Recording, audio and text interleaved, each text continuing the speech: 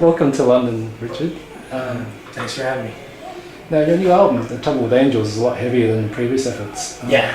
Heralds a return to kind of industrial roots. Tell us about this album and the recording process for the album. The new record, The Trouble with Angels, it really is essentially just me going back to where the Amalgamut left off. This was the record that should have happened in 2003 or 2004. I had a lot of distractions. I did Army of Anyone, which was a great musical endeavor, and Damning Well, and I did some other things. But Filter's my baby and my priority, and now it's time that I sink my teeth back into it. And honestly, Anthems was a record that was a tribute record to a friend of mine that was killed, and it really didn't represent what we were doing musically. It represented where we were philosophically, and kind of, it was a protest. It was the record had an agenda to A, support the troops, but B, protest the war. Sure. So it was myopic, and it was centered directly at George Bush and the Iraq War. Having done that, The Trouble with Angels picks up right where the Amalgamut left off. So I'm psyched. We're back. It's a great record. I'm personally, it's the best thing I've ever done, without question. And there's been a bunch of reviews back in the US and online and stuff like that, and there hasn't been one bad review. And it's gotten perfect scores. And not that I care about reviews, but it's pretty interesting how different the reception is. And a lot of the old school Filter fans are like, thank you, because they're pissed. Some short bus who really the old school Filter fans are pissed because they've been waiting since Tidal and since Amalgamut for me to do something that was exactly like that record, but hinged in this millennium at 2010. So this is for all the people that have been waiting, and it's for the fans. Cool. Now, you've got a couple of interesting songs on the album. One's called Drug Boy, and the other one's called To Catch a Falling Knife, which was about, or inspired by J.C. Dugard's abduction. Yeah. Can you tell us more about that? Well, Bob Marlette was like, what were you writing about when you were, doing your earlier stuff? And I said, I was writing about just strange headlines out of, newspapers, and I was also writing about my frustration about life and how having to deal with life on a totally different set of standards from everyone else, And he said, you need to get back into that guy, and you need to remember who that was, and you need to write from his perspective, which I thought was pretty amazing, because I was given permission to I used to take mushrooms or psilocybin drugs, LSD, and I would disappear into the underbelly of Cleveland, Ohio, which is this industrial town.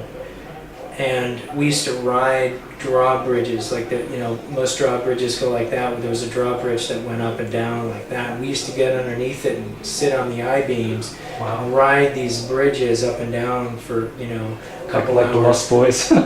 It was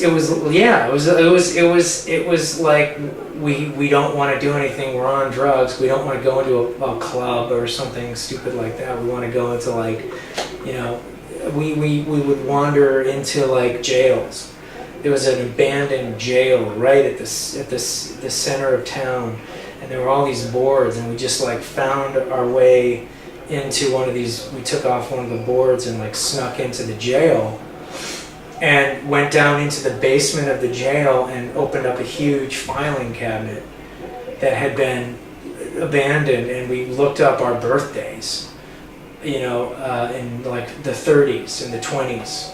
And we looked up all this information and just found all this crazy, murderers and just all under the influence of drugs. And so, to the outsider, it's like, what the fuck are you doing in an abandoned jail at 4 a.m., and to a person that had played by the rules of society. I went to school, I went to church, I went to, I obeyed every law, I did everything, and to suddenly be the guitar player in Nine Inch Nails, off tour and hanging around with really just a bunch of crazy kids.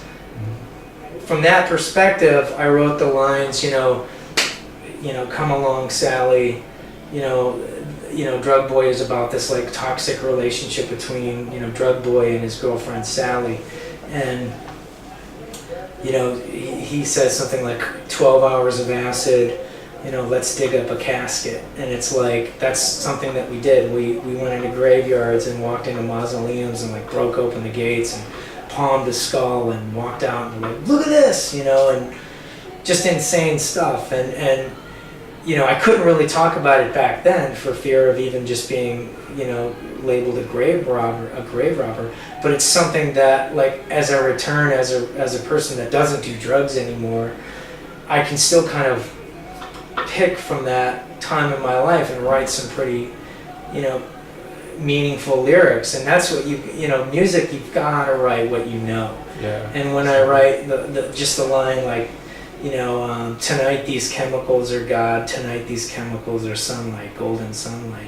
It makes so much sense to me and to other people that are living the life that I led. It's going to make a lot of sense to them. And, it's just important to believe in what you're writing. And, so I just wanted to make sure that I dove back into that time in my life. And the other thing, J.C. Dugard, you can't, like the best writers in Hollywood could not think of a plot. You could not, it's too unbelievable.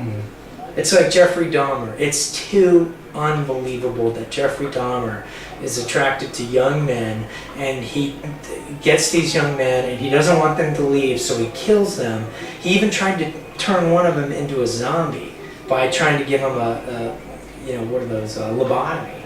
And it's just like, how the fuck could you even like put that into, that's weird. That's more strange than like writing the script to like Aliens. I mean, it's just, you can believe aliens, you know what I mean? It's possible, like if you could travel in space, like that's more acceptable than like, someone that kidnaps a little girl and she gets so familiar with 18 years.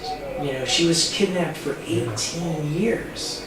What are you thinking about in a blue tent in the backyard of this house? What goes through your mind?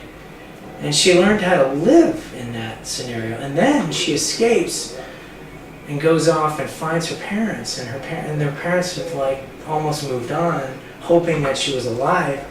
Have this new, intellectually, someone that's just been held, hostage for 18 years. So imagine what that does to her mind. And it's just, as a songwriter, it's like that is so much more interesting to write than like, happy stuff. Hey, the love song, she loves me. And, not that I'm not going to piss off the Beatles gods, but you know what I mean. Like, so I just think that that's kind of what my fan. When I wrote Hey Man, I Shot, it was inspired by Our Bud Dwyer. It's like my fans are like, holy fuck, man, dude, you're writing songs about that. I'm like, yeah. It's like that to me is the human condition and the human phenomenon of just strange things that we're capable of. Like that to me makes more sense. It's more interesting to kind of write about that. Absolutely. Wow! I will fucking answer a question. I'll try and shorten them, dude. Everyone's like sitting here like, yes, shut the fuck up. You're still talking. The problem is you're still talking. Sorry. Now, going back to your previous album, Anthems, and it's a real, as you say, very politically tinged album. Now, are you really... Did you like how I kind of glossed over that and ran out of the way? Like, yeah. Myopic protest cracker, bye-bye. Yeah. You